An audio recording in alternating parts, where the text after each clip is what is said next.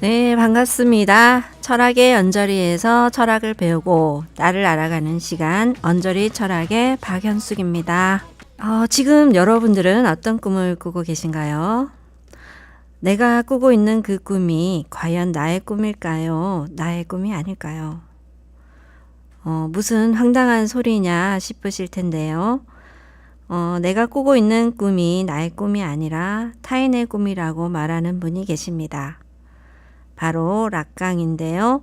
오늘은 그분의 이야기를 함께 나누면서 나를 알아가 보도록 하겠습니다. 우선 락강이라는 분을 간단하게 소개해 드리겠습니다.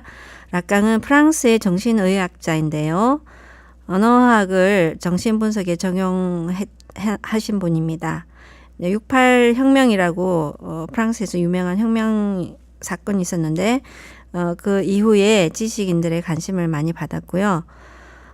프로이트의 정신분석학을 구조주의와 언어학의 관점에서 재해석하고 그 해석을 통해서 인간에 대해 철학적 접근을 시도한 일종의 또 다른 정신분석학으로 독창성을 인정받았다고 합니다. 그분의 유명한 그 논문집으로는 에크리가 있습니다. 이 에크리 이후로 유명인사가 되었다고 해요. 이분이 프로이트의 계승자였는데, 프로이트는 우리가 잘 알고 있다시피 무의식의 발견이잖아요. 그분의 업적으로 본다면은. 근데 이제 이분이 그 무의식을 수용을 많이 했어요. 그 프로이트의 무의식을 수용을 하고, 그 프로이트가 말했던 어떤 무의식 중에 있는 어떤 죽음의 충동 같은 것도 이분이 다 받아들여 가지고 다시 새롭게 좀 정립해 나간 부분이 있는데, 오늘은 그분의 언어를 가지고 좀 더 프로이트를 설명을 많이 했다고 합니다. 그래서 그분의 언어를 가지고 말한 그분의 어떤 사상적인 그런 내용들, 그리고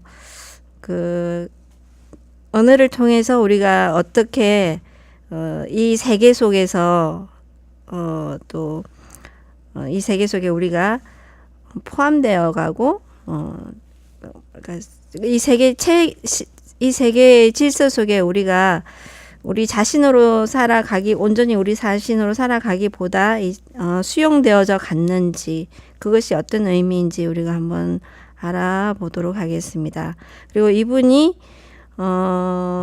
했던 말씀 중에 인간은 말하는 것이 아니라 말해지는 것이다 라고 말을 했는데, 이것은 말이라는 틀 속에 인간이 억눌려 있다는 것을 이야기하고 있거든요. 인간의 내면 세계가 말로서 다 표현해질 수 없는데 그걸 말이라는 걸 통해서 표현되어지지 않은 내면 세계를 어떻게 해부해 나왔는가 하는 것을 보여준다고 볼 수가 있어요. 그래서 이분은 언어를 통해서 어떤 내면 세계에 갇혀 있는 정신을 해석해내고 그 언어라는 걸 통해서 또 이 정신분석을 철학의 수준으로 끌어올린 분이라고 우리가 볼 수가 있습니다.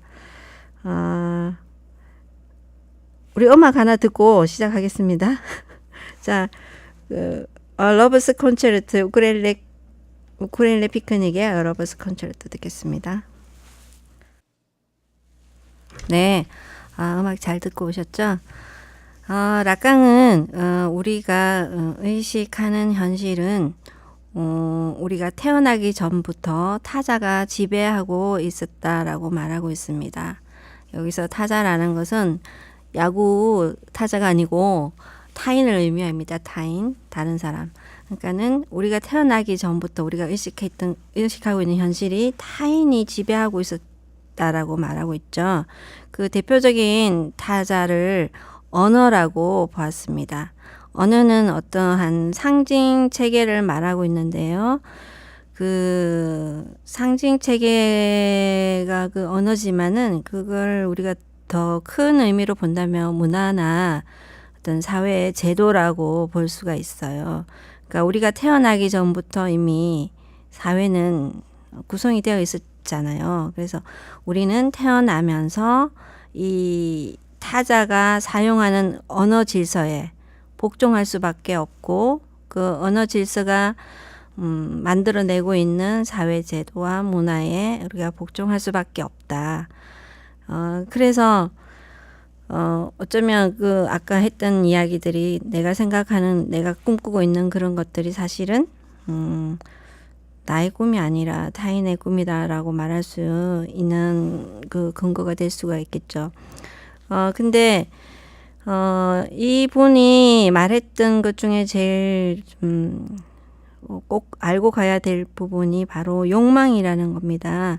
근데 우리가 우리의 이분의 이야기 중에 그 용어가 중요한 게 있어요.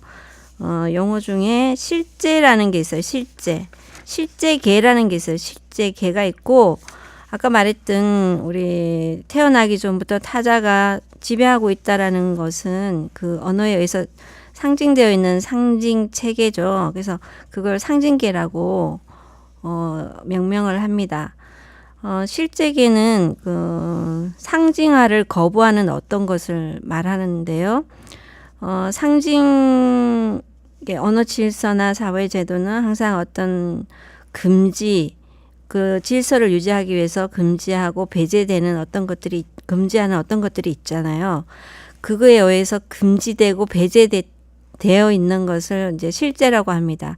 그러니까 우리가 태어났을 때 우리의 어떤 남성, 여성으로 분화되기 이전에 그러한 것들을 우리는 어떤 리비도에 의해서 움직여지는 뭐 그런 어떤 존재의 원초적인 모습이라고 볼 수 있는데 이제 그걸 실제라고 합니다. 그 실제가 이 세상에 태어나면서 상징계에 우리가 복종하게 되면서 실제는 상징계 바깥으로 밀려나고 우리 인간 존재는 그 잃어버린 실제에 대해서 욕망을 하게 됩니다. 내가 다시 그 실제에 대해 잃어버려진 실제에 대해서 욕망을 하게 되는데 그 욕망은 다시 또 금지를 불러일으키죠. 그래서 문화와 법이 욕망을 금지하고 또 그 금지가 가능하지가 않잖아요. 그래서 다시 그 금지된 대상, 실제는 다시 욕망을 강화하고 그런 이야기들을 하고 있어요. 이분이. 잠깐만요. 제가 실시간 채팅을 너무 보지를 않았네요. 재밌는 이야기들이 많이 있었을 텐데 죄송합니다. 욕망. 누구지? 욕망이라고 말한 사람. 권문영 선생님. 욕망에 대해서 관심 많으신 거예요. 욕망이라 이렇게 딱 적으셨는데 그렇죠. 욕망은 욕구하고 다른 거죠. 금지된 것을 하려고 하는 것을 우리가 욕망이라고 합니다. 그래서 이런 말이 있잖아요. 나는 욕망한다. 금지된 것을. 그런 말이 있죠.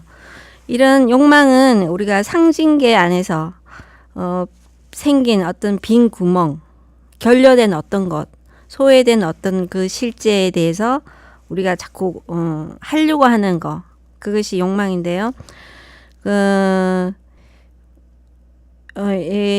상징계 안에서 사라진 그 결여를 메우려고 하는 게 이제 욕망으로 생긴다고 했는데 그 욕망이 어떠한 리비도에 의해서 결여된 부분들이 있다는 겁니다. 뭐 솔직히 그 리비도가 어디에 붙냐면 구멍에다가 다 붙는데요. 뭐 그래서 눈, 코, 입, 어떤 성기 이런 데에서 어떤 리비도가 붙으면은 그게 충동이 되는데 이 충동이 결여가 되는 거잖아요. 상징계가 오면서. 그래서 응시하는 것, 뭐 눈에 결려면 응시의 결여가 되겠죠. 뭐 그런 예를 든다면 그 응시의 결여 같은 경우에는 어떤 사랑하는 사람이 나를 보고 있는데 그 사람이 보는 것이 내가 너를 보고 있는 대로 너는 나를 보지 않는다라는 거죠. 그래서 항상 응시의 결여를 느끼는 거예요. 또 내가 바라보는 것은 결코 내가 보고자 하는 것이 아닌 거예요. 그래서 이렇게 응시의 결여를 계속 다른 걸로 채우려고 하는데 채울 수가 없다는 거예요. 그래서 자꾸 다른 대체물을 찾아가게 되는 거고, 거기에서 우리가 알 수 있는 게 뭐 사랑은 움직이는 것이야, 뭐 변하는 것이야 이런 말이 있잖아요. 우리가 그 말이 좀 이해할 수 있는 거죠. 그 말을. 그래서 우리가 아무리 대체물을 채우려고 해도 우리의 욕망은 근본적으로 만족할 수가 없다는 것. 제가 준비한 게 좀 되게 정리가 안 됐나 봐요. 말이 왔다 갔다 하죠. 막 하고 싶은데 넘나 검지된 거, 조이저 선생님. 아주 말투착했어요. 박연숙 선생님에게 금지된 것은 무엇인가요? 그러게요. 금지된 게 뭐가 있을까, 저한테. 복잡한데? 생각해보지 않았어요. 저는 너무나 이 상징세계, 사회 문화에 복종하고 사는 사람인 것 같아요. 제 자신이. 그래서 좀 금지된 것을 욕망하고 해야 되는데, 아직까지 그런 게 없네요. 제가 너무 주체적인 인간이 돼 있는 거죠. 여기서 또 주체적인 인간이라고 하니까 헷갈리실 거예요. 라캉이 말하는 주체적인 인간이라는 것은 우리가 생각하는 나는 생각한다고 존재한다라고 했던 뭐 그 데카르트의 생각하는 사람 그런 주체가 아니라 여기서 말하는 주체라는 것은 상징 체계에 굴복하고 사는 사람, 상징 체계에 어느 정도 단어가 생각이 안 나네. 상징 체계에 좀 포함이 되었다고 해야 되나요? 자신이 그런 사람이 주체적인 인간이 된 거래요. 근데 이게 나쁜 게 아니라 그렇게 해야지 우리가 존재할 수 있는 거예요. 이 사회 속에, 상징 체계의 질서 속에, 타자의 사회 속에 나를 좀 버리고 나의 실제 모습이 좀 버려지고 결여되면서 이 상징 체계, 타자의 삶 속에서 적응이라는 말이에요. 이제 생각났다. 적응이 돼야지 살아갈 수 있는 거래요. 근데 이 라캉이 말하기를 100% 적응하지 못한 사람이 있대요.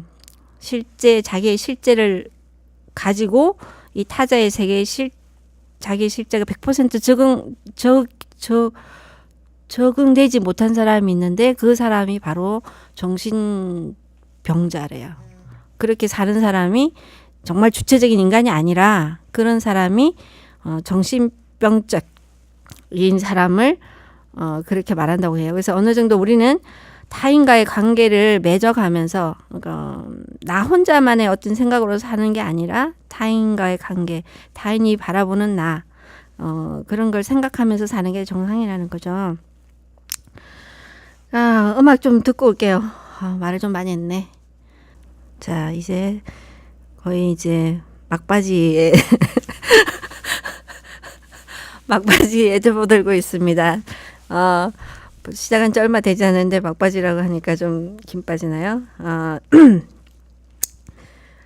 라캉이 굉장히 어려워요. 라캉이라는 분의 공부를 해보면은 이분이 막 수학이나 분수 같은 거 이용해가지고 아래 위로 막 지우고 너무 이해가 안 되는 게 많았어요. 공부하기 너무 어려웠는데 또 이분을 공부하면서 제 자신이 그 당시에 품고 있었던 의문이 있었어요. 나는 그때 제가 시민 리포트를 하면서 영상을 열심히 만들고 있었는데 그 전에 제가 하고 싶었던 일은 제가 교사였거든요. 그래서 뭐 남들이 정해준 룰을 이제 따라서 사회적인 어떤 그 학교에서 공부해가지고 대학을 어디로 가서 졸업을 해서 교사가 되겠다. 그래서 교사를 하겠다고 했었는데 법이 바뀌면서 제가 임용고시를 쳐야 됐었어요. 그래서 임용고시를 이제 한 3번 정도 쳤다가 떨어지고 사는 게 뭘 해야 될지 돈을 벌어야 되는데 뭐 이것저것 다 해보고 싶었어요. 돈 버는 거라면은.